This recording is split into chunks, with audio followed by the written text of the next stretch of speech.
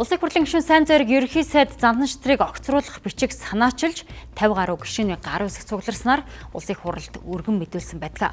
За улмаар улсын хурлын даргын дэргэдэх зөвлөлөөс дээрх асуудлыг улсын хурлаар хилцүүлэхээр тов тогтоосон юм. Тэгвэл 2 удаа хойшилсны эцэст өнөөдөр өглөө 9 цагт улсын хурлын төрийн байгуулалтын байнгын ороо дээрх асуудлыг хэлэлцэж санал дүгнэлтээ гаргалаа.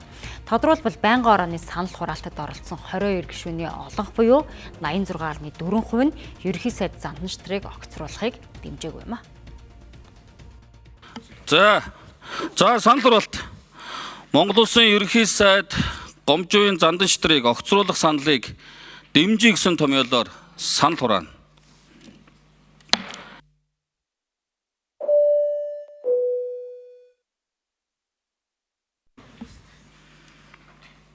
Санал хураалтанд 22 гишүүн оролцож, 3 гишүүн зөвшөөрч 13.6%-аар санал дэмжигдсэнгүй. Санал дүгнэлтийг танилцуулах дэмжигдсэнгүй учраас санал дүгнэлтийг танилцуулах байнгын орооны санал дүгнэлтийг би өөрөө танилцуулна.